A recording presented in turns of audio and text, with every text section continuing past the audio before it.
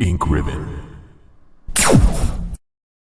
We may not have an Outbreak remake or remaster, but we will always be able to dive into the lore of it with these videos. I only have one more character left to cover, but today I thought we'd look at the subway employee who is probably the most unhappy about being in Raccoon City than any other character in the series. From lucky tricks to funky pits, here are 25 facts about Jim Chapman. Jim works for the Kite Brothers Railway, specifically working at the South Raccoon Street Station. He tends to rub people the wrong way by often complaining and talking too much, while also being self-loathing. And if that weren't enough, my clothes and shoes are ruined from trudging through this damn sewer. Let's just try to stay calm. My life is shit.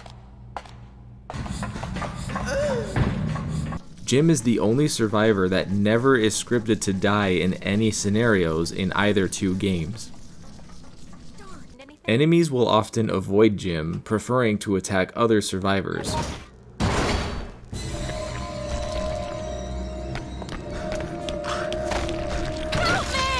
George! It's implied that the reason for this is simply that Jim has bad hygiene and smells bad. This is also implied in the description for the SP item, deodorizing spray. As an AI partner, Jim is very unreliable. He will hardly ever fight enemies and usually chooses to always run away instead of helping. It's over. Please, help! Help me! Jim is a sneakerhead, with not only most of his SP items being shoes, but also his shoes being Reebok brand, with them even appearing in the credits of the game. If anyone knows what specific shoe he's wearing, please let us all know in the comments. I have no idea. I'm a boots guy. Jim also loves puzzles. At the beginning of the game, you can see him doing a crossword puzzle. Several of his SP items are also puzzle related, with him usually accepting them as a challenge. Speaking of SP items, I noticed that his descriptions for SP items are especially funny, with him having a lot of profanity and jokes written into them. Jim has a good relationship with Cindy and Mark, but he doesn't get along well with Yoko.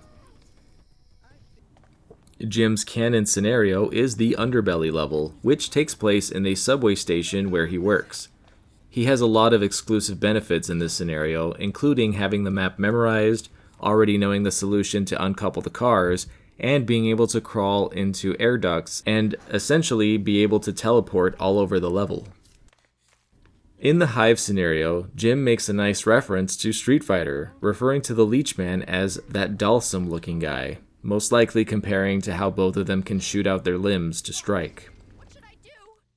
In the flashback scenario, when Jim is in the basement, he makes a joke about the root of the problem, which may also be a reference to the first Resident Evil game. Are you okay? Yeah, so much for him. We got to the root of the problem. Saved again. Jim's special move is to give up all hope and die. Let's go. Hello there. Or at least that's what he wants enemies to think. He can just lay on the ground and enemies won't bother him, but at the cost of his virus meter rapidly rising. This is especially useful against bosses, but it's worth mentioning he actually can still take damage in some situations. Somebody help me. Oh shit, help! Jim also has a special item that is his lucky coin. Flipping it will randomly land heads or tails. Every time the coin lands heads, he gets a 15% boost to his critical hit chance, and this can be done a maximum of 3 times with a maximum of 45% chance of critical hits. But if it lands tails at all, it is reset to 0.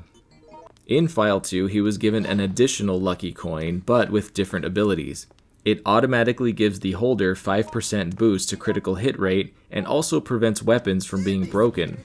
As a bonus, it can be given to partners, and any partner holding that coin also gets the benefits.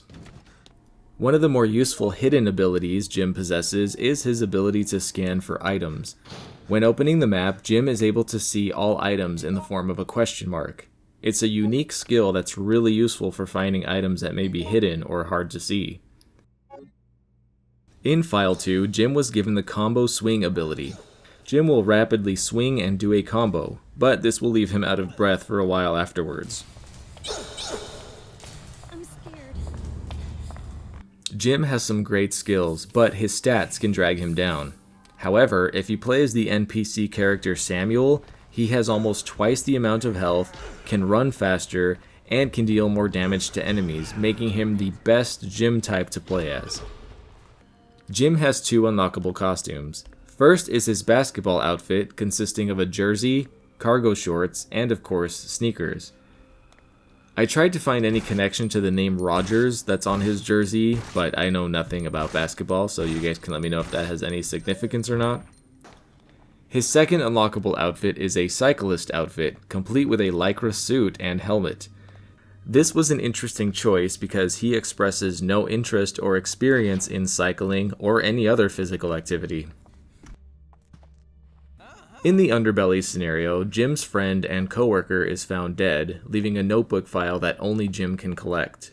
This file is similar to the researcher's memo in the first Resident Evil game, where it documents him getting bitten by a bug and eventually dying, hinting at the fleas that have overtaken the subway.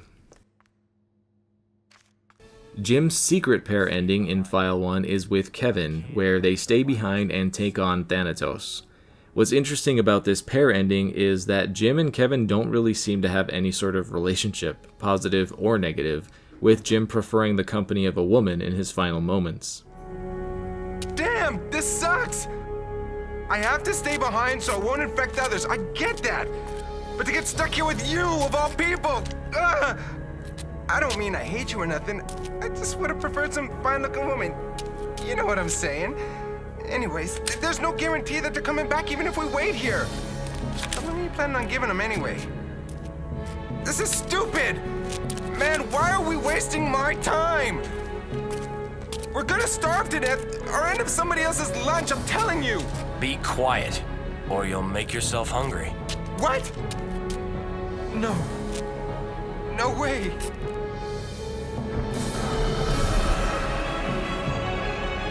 See? Never a dull moment.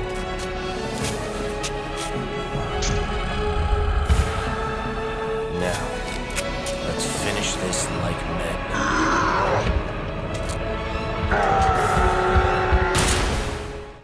Jim is a fan of sports, with one of his SP items being a baseball bat signed by his favorite player, and 2 other SP items being a signed basketball and a jersey with his favorite player's number on it.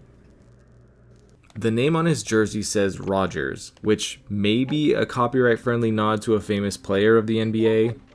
In case it wasn't obvious, Jim's design is inspired by basketball player Dennis Rodman.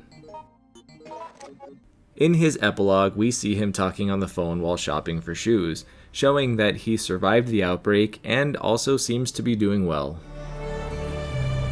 Huh? What? Oh yeah, you were just asking what I was up to, right? Getting ready to start work again. Hold up. Now that's what I'm talking about. The ones with the red stripe over on the right side of the 3rd shelf. Huh? Oh, sorry, I was just talking.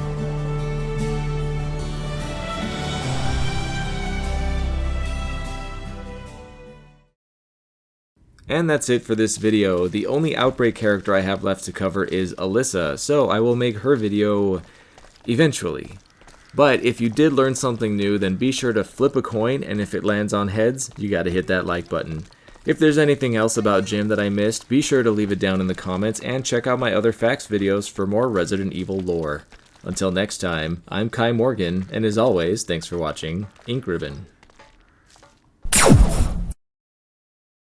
And a very special thank you to all of my Patreon supporters and YouTube members. Your extra support means the world to me and helps me keep making content for you guys.